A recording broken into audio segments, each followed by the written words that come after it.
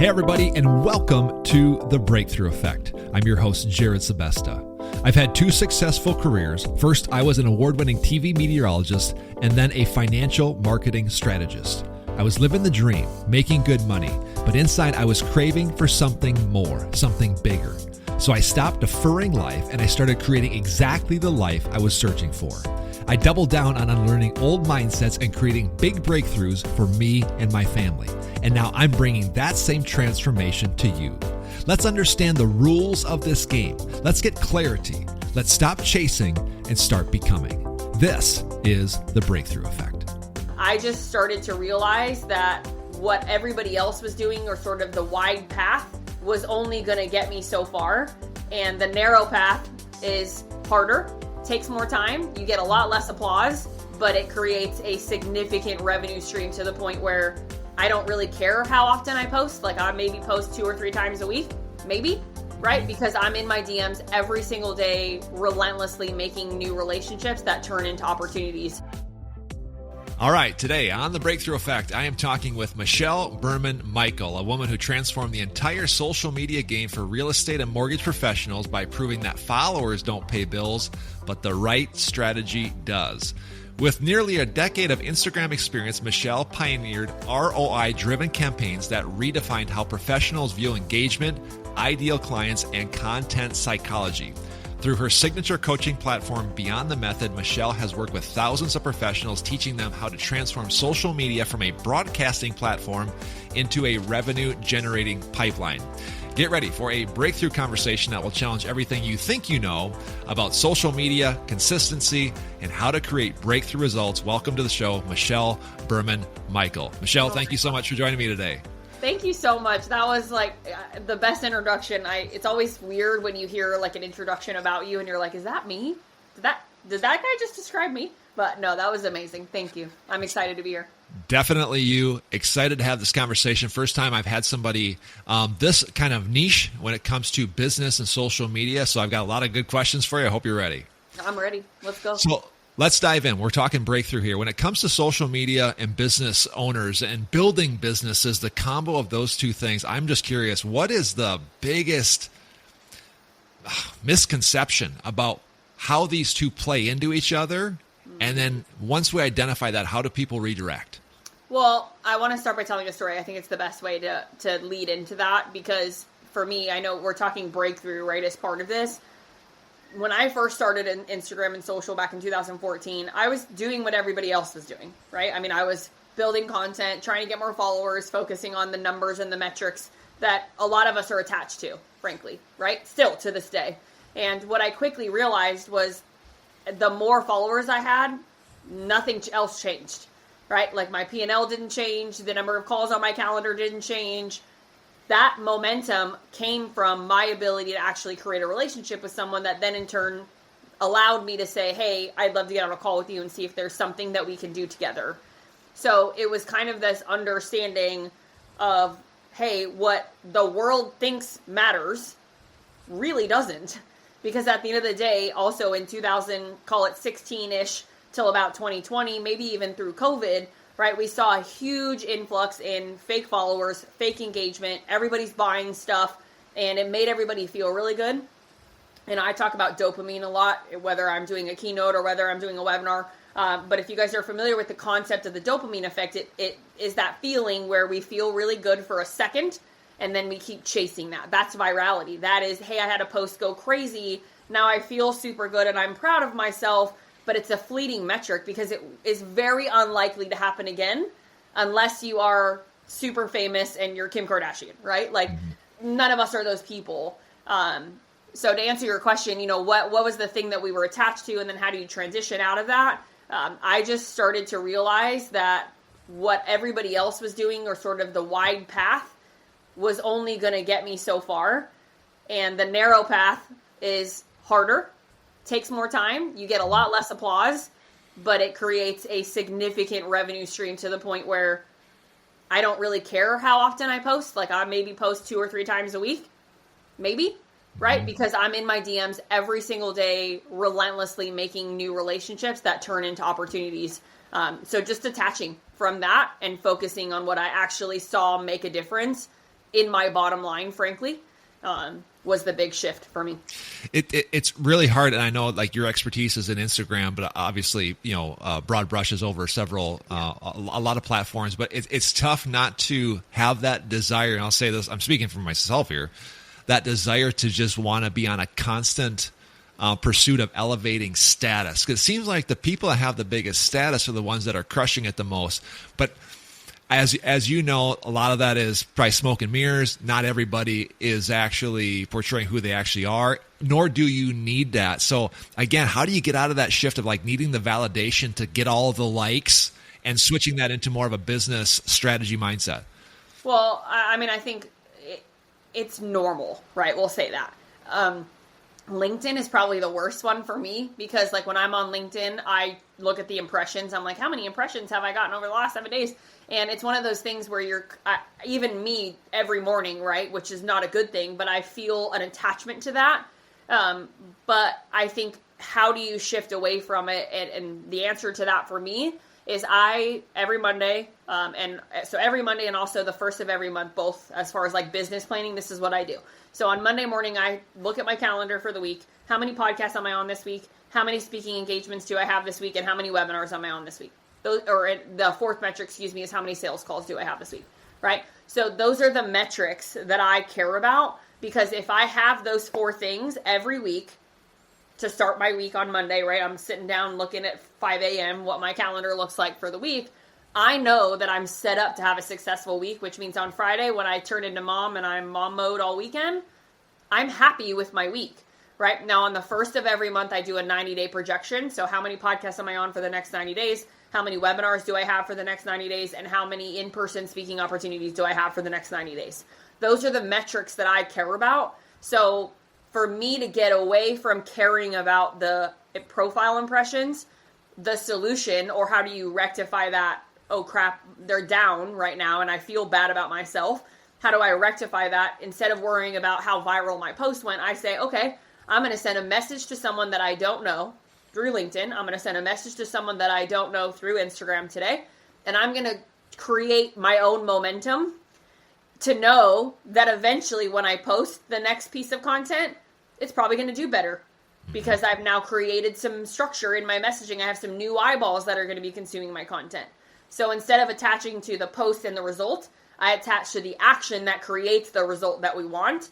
And I think for me, I go to bed at night being like, I did my job today. I sent a message to someone I didn't know, and I got a new call booked on my calendar with someone that I haven't met yet. I think that's really powerful. I think a lot of people need to hear that. I think the draw is to just post more. Like that is the thing. If you know my story, I got my identity stolen back in December of 2024. And so I had like everything was gone except for LinkedIn. Ironically, you bring that one up. And I just kind of sat in the uncomfortable. I didn't fight it. I think that showed me just how much of my time, effort, and affections that I was throwing into social media, thinking it was really doing something, when it was like, I don't know if this is really doing anything at all. Ironically, to your point, I just got on the phone because that's all I had. That's all I had was like my phone and my contact list, and I just started making phone calls. And guess what? Had an amazing January minus all of my biggest platforms. That's a significant shift people need to get over when it comes to social media. Yeah, I mean, what happens if all of a sudden they all went away? Do you have any real relationships that you could call on? Yeah. And you just proved that you did, and you do, right? And I for sure believe that if my Instagram got shut down right now today, I would be just fine. And I fully believe that because, to your point, I have my levers. I know who my people are in my life. The gentleman that created the introduction between the two of us, I know I could call him right now and be like, hey, this just happened to me. Tell me what to do, right? Like, where do I need to go? And he would. And so I think it's a matter of people get so attached to this is my database when really your database is the relationships that you can take if the database went away. It's huge. That's huge. And that was really something that was right in my face. And that actually made me a bit angry, not in a bad way, like a lack and scarcity way, but like I need to be building a real business here because I was right at the beginning of my journey. doing this. And again, it can be taken away from you. It's ironic. We're talking about social media, how important it is, but yet at the same time too, it's like, we need to build something that if this is taken away, I don't need it. You know what I mean? 100%. There's kind of some funny irony in that. You've got a book coming out called The Black Line. Tell me about that really briefly, but I'm interested to know more of the details, more of the strategy that's in there. Because again, what you're talking about isn't like how to be more showy and bigger on Instagram. That's part of it. It's really about the behind the scenes part. But just give us a little intro on the book and what it's about. Yeah, so the book is called The Black Line. It's a play off of the black line on the bottom of a pool. And the idea here is I swam competitively for 20 years. I swam all through, childhood, all the way through college. Swam for Rutgers for all my East Coast listeners. Graduated in 2012, decided I was going to go get a big girl job at that point because the quad, right, or to go from the Olympic year of 2012 to 2016 was 4 years. So to be able to continue swimming for that long with a shot at maybe making semifinals at Olympic trials didn't seem like the right play for my life. But the symbolism and the analogy in the book is the black line is the shortest distance between point A and point B. And as a swimmer who swam the mile as my main event, I stared at that black line for a very long time over the course of my 20-year career. And the mile, for those of you guys who are familiar with swimming, you know that it is the longest event on the swimming program. We are first in and last out of every practice. And over the course of, 20 years of swimming endurance racing events, and now being a long distance runner, what I can tell you is that our effort is very often unseen, right? Meaning we don't get chased and applauded every 5 seconds, right? And we also are not the type of people who really want that, I guess is a better way of saying it. But the idea behind the black line is when your life is designed to take you off of course, right? Something bad happens in our personal life. In business, what happens? We get shiny object syndrome. Oh, I should try this thing. I should try that strategy. I should try this thing. I should go to this webinar and take all these things. We end up trying to piecemeal a whole bunch of stuff together, which actually makes it harder to get to our ultimate destination. So when I wrote The Black Line, the methodology behind it was stop taking all the extra crazy classes, stop going to every conference and not doing anything with any of the information that you're getting, and instead, what is the single daily act that we have to do every day without fail that will get us from one side of the pool to the other side of the pool that will ultimately in turn create a very successful, long-term, sustainable business? Now, the book itself, I'll tell you it this way, and I know we've shared this story with each other offline, but in November of 2024, the backstory is my husband and I had been trying to have another baby. We have an amazing 4-year-old. He's about to turn 4 actually in 4 days. Big monster truck party coming up for all the moms out there. We have an amazing 4-year-old and we have been eagerly trying to continue to build our family. But, all things set aside, the data wasn't working in our favor. We'll say it that way. And we finally miraculously get pregnant last year, which was a absolute shock and something that we were obviously very excited about. But the day we went to go see the heartbeat for the first time, there was no heartbeat, which then in turn led to 6 weeks of pure hell for my life. I then on November 15th, which is actually tattooed on my arm and it is in the book. But November 15th, I officially found out that we lost baby and I passed our unborn baby at home, with my family, with my husband and my son very close by. But in that, what happened, right? Over the course of those 6 weeks, I didn't prospect. Didn't really do any sales calls, certainly wasn't doing any webinars, certainly wasn't doing any podcasts. I was barely surviving. Doing the dishes was like climbing Mount Everest. That's how it felt for me. And anyone who's experienced any form of loss, right? Grieving is this thing that sort of sucks us away from who we have always been. And you kind of feel foreign in your own body. And November 16th, so the day after I officially lost our baby, a very dear friend called me and she said, Michelle, you have to get back to who you are. And I was like, what do you mean? And she's like, you have to get back to the same Michelle that we've always known. And the thing that you teach everybody else, you now have to do. And she's like, I know you're grieving. I know this sucks. I've been through it too, but we have to keep going. Right. And so the story kind of goes of when your back's up against a wall and the world is basically trying to ruin you.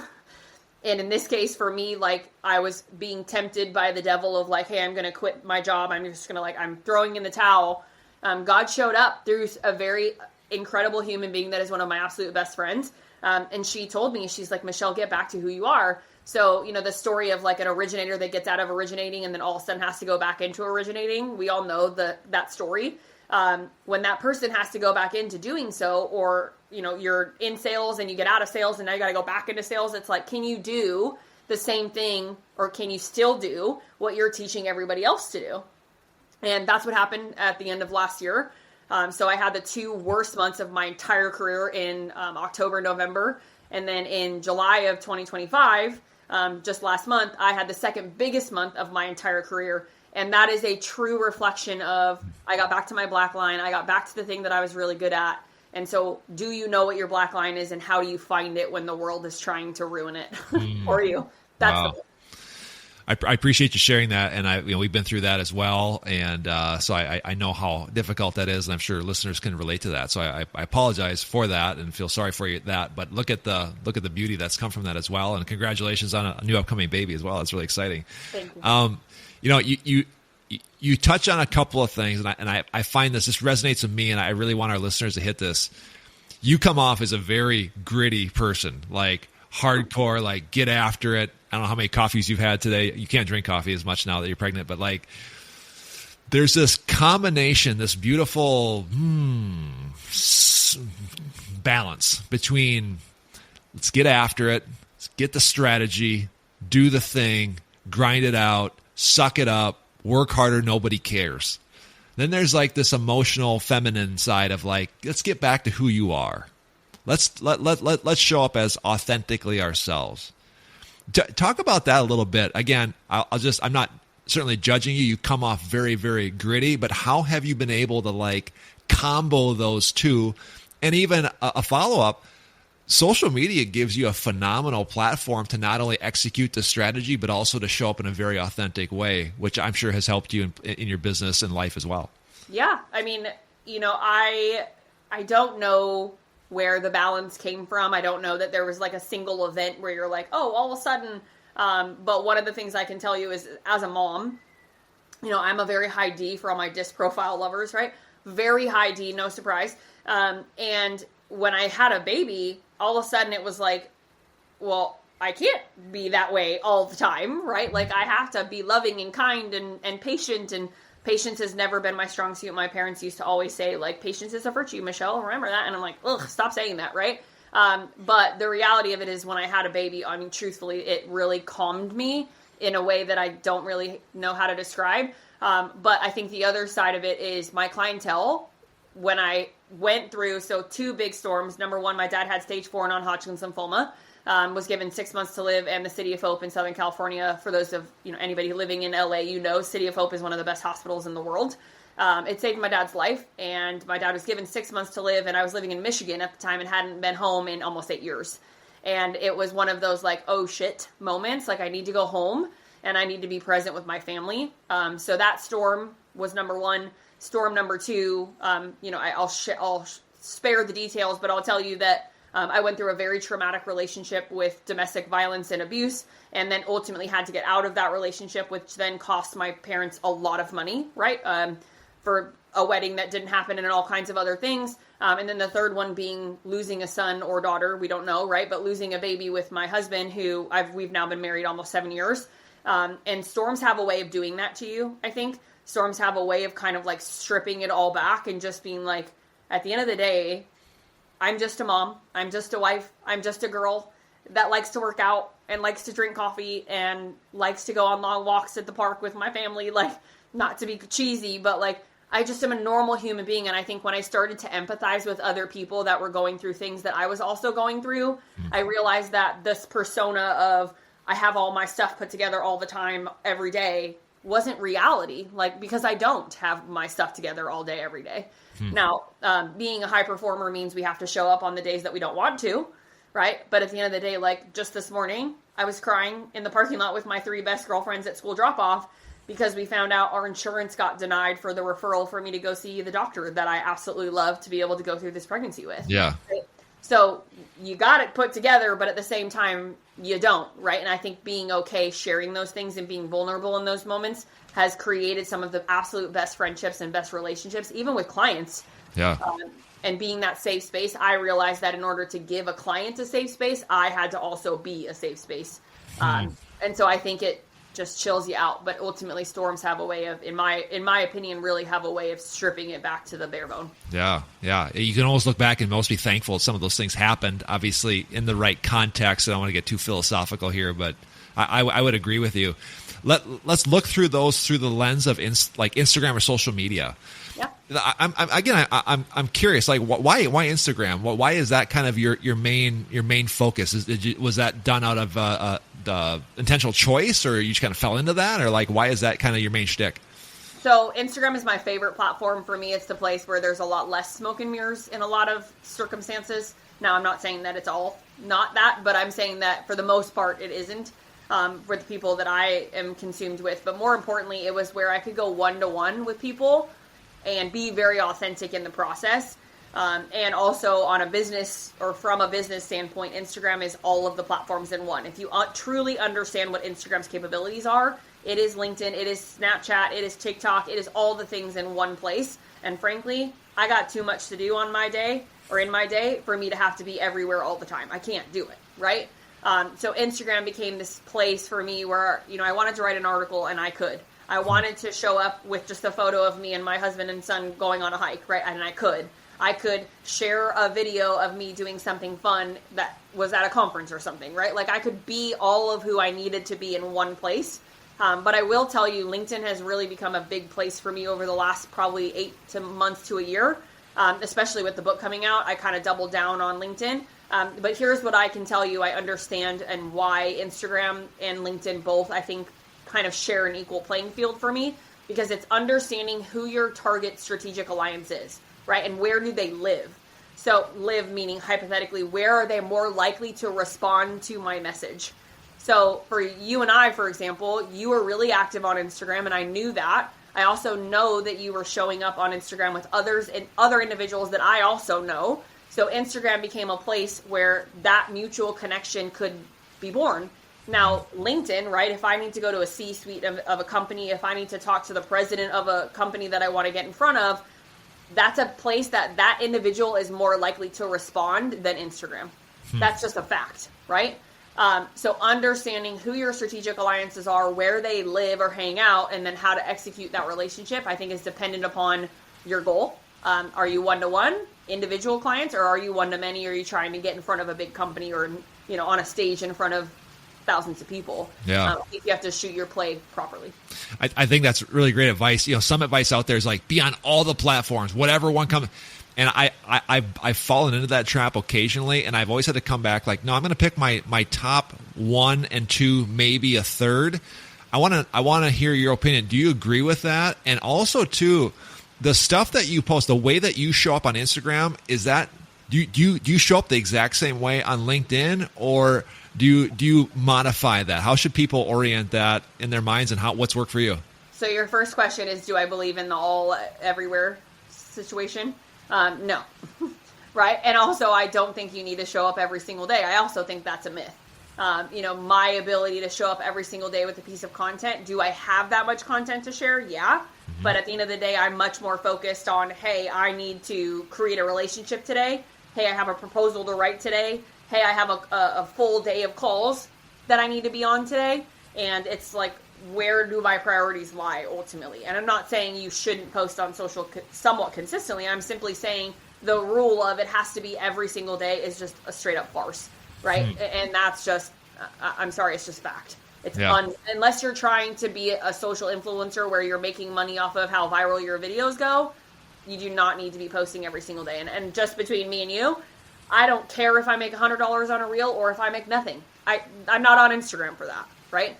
And then what was your second question? Can you remind me? Second question was, do you show up differently on different platforms? Yeah, good question. So not really, right? And I think that that's important. I will say on LinkedIn specifically, I'm more teach, don't tell. And I think of LinkedIn as a place where, hey, there's a lot of people that need education and are here to add value, but are doing it in the wrong way, right? Like, I don't care that you're the top 1% of originators in your company this month. I just don't care, right? It's not what I'm on LinkedIn for. And right now, whether it's entrepreneurial small business that says I'm the number 5 small business in Fresno, California. Like, nobody cares about that, right? So for me, being on LinkedIn right now, I feel like it's this culture change that we're all starting to work together on, those of us, in our positions, me and yours, where we have influence and we can try to create that on the platform so that people start to shift away from that. So I'm very focused on teach, don't tell. I'm very focused on, hey, I just had this opportunity, or hey, I just had this meeting and here's what I got out of it and here's how I want to share my experience with you. Whereas Instagram is a little bit different for me. Instagram is, I'm a mom, I'm a wife. Hey, I'm just this normal human being, but also I'm going to drop in this killer, video I just recorded that's 8 seconds, and the caption's going to be really detailed and meaty, but it's going to be a tell you what to do to solve your problem. So it's this kind of sprinkled in strategy of a little bit of this and a little bit of that. And I just this is very top of mind. I just recorded a video on this yesterday. The psychology behind a content strategy. I feel like most people don't have one. Right? They don't have a content strategy. They have a, hey, so-and-so posted that, so I'll do that kind of a strategy. And the way I look at Instagram specifically, as far as your 4 pillars, is it is a psychological strategy designed to serve the main buckets of who your audience is and what they need, right? So if you, as the content creator, want to educate, want to add value, want to make people feel like they have knowledge that they wouldn't have had otherwise, the best way to do that is not a graphic from your in-house marketing team. Sorry, especially when the graphic doesn't look like you, right? And has way too much information and way too much words on it. Now, you want to create value and add or give education and also make someone like you, which is hello, like, no, trust, sales triangle 101. I teach a concept called value series, which is where you combine passions and pain points into a 5-part series. Let's say your passion is cooking. Cool. Guess where you're recording all 5 of these videos? In the kitchen, cooking, right? So psychology-backed strategy that is really focused on how do I serve the human being on the receiving end of this content that drives action, right? Because if somebody's not taking any form of action, they're indifferent. And silence, not sales, is the outcome of indifference. And I'll say it again, silence, not sales, is the outcome of indifference. And if you're creating indifference on Instagram, really, or anywhere for that matter, don't expect to create any form of revenue off of any social. Yeah, I have so many follow-up questions. I don't know where to start. Let me start with this one, and just really quick, and we don't need to spend a lot of time on this one, but like when it comes to Instagram specifically, Reels posts versus stories, you like them all, lean towards one, hate one of them? You got to be on both. I mean, stories is the behind the scenes of your day-to-day. I had to record a video yesterday for a webinar I did this morning, and I was at T-ball practice. Like, just is what it was, and it was freaking 99 degrees outside. So I had my hair up, sunglasses on, wearing gym clothes, and I'm like, I'm at T-ball practice, but hey guys, I'm so excited about this webinar I have tomorrow, and it's just life, right? It's like the behind the scenes of our day-to-day. But the best part about stories is it makes people feel like they know you without knowing you. Yes. And then as far as like reels and carousels, right? Individual static photos don't do nearly as well. Carousels is always the way to go, meaning multiple photos in one. Reels video is king. We all know that. But I think you have to have a strategy of how much of a personal video strategy do you need to have? How much of a value-driven, educational-based video strategy do you need to have? And, that's a conversation for another time. But I think Reels is imperative for me. But it's not either or. The whole point is to get conversations going. You live in your DMs. That's how you create sales, right? Like sales aren't generated by just posting every day. Sales are generated by relationships, conversations, and a sell, right? So like, what's your mindset as you're making a post? As you're making it, I'm guessing that you have the end goal in mind, which is a conversation, a call to action. How do you bridge that gap between a piece of content, what you're saying, what you're portraying, and trying to get to that point where it does spark a conversation? Well, so this is a good way of kind of bridging the gap, as you said, to how I create content, because I actually create content based off of conversations that I've already had, right? Or based off of this conversation, this podcast episode that we're doing together. My brain is already like, oh, I could do a video on that, right? Or, oh, I could do this. So I actually don't sit on the first of the month and plan my 30 days of content out. Like, I just don't think that you can do that and have it do what you want it to do. Because in 30 days, I mean, so much can change in 30 days, right? Like, I have a big conference coming up the week after Labor Day. So I have an idea of some good content that I can probably get from that, but I'm going to let my life happen, right? I'm going to let that weekend at my in-laws house in their cool pool in Dallas happen, and then I'm going to go speak, and then at the end of that, I'm going to plan the content for the following week. I'm going to plan my LinkedIn content around the conference, and, hey, I got to spend 3 days in a pool, and then I got to go speak at a conference, and guess what? My husband got to come with me this time because I retired my husband from corporate America in May, and this is the first conference that I got to go to where my husband and my son got to come with me, right? That's the content. That's where the conversation truly comes from.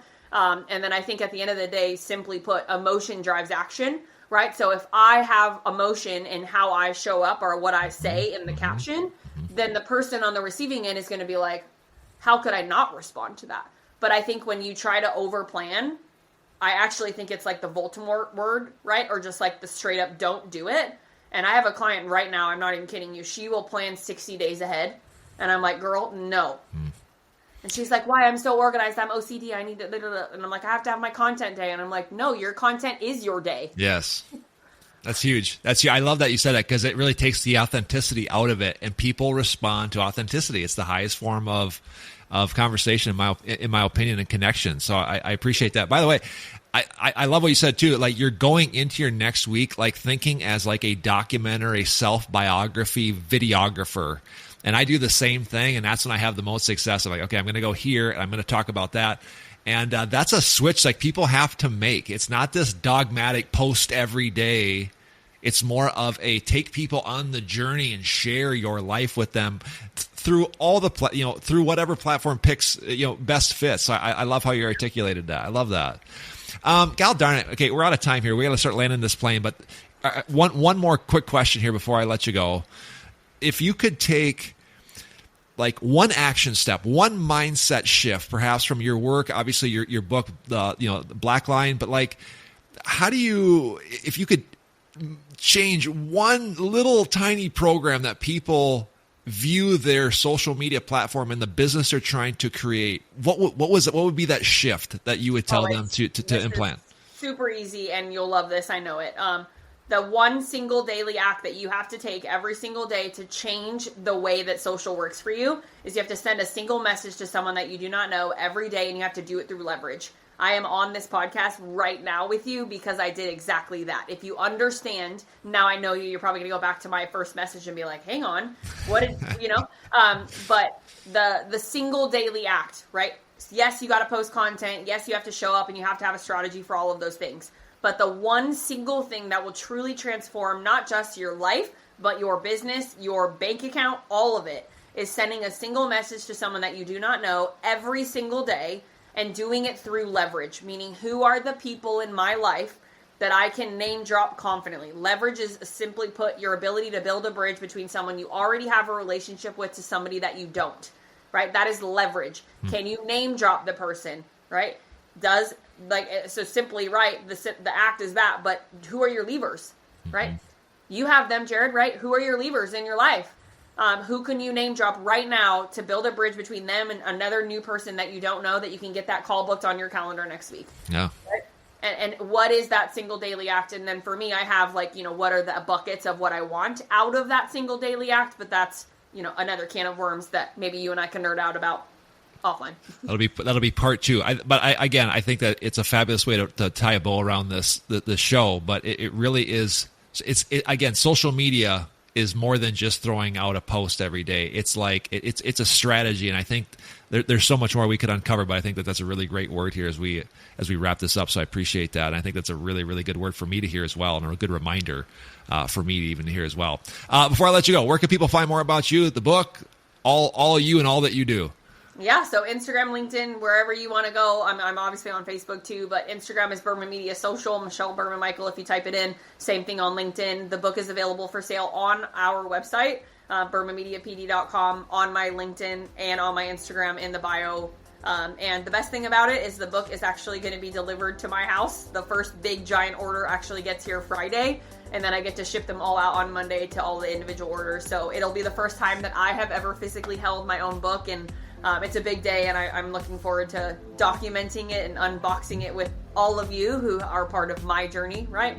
And I'm honored, and I just hope, more than anything, I hope everybody likes it, right? That's like our biggest imposter syndrome fear of yes. I hope you like it.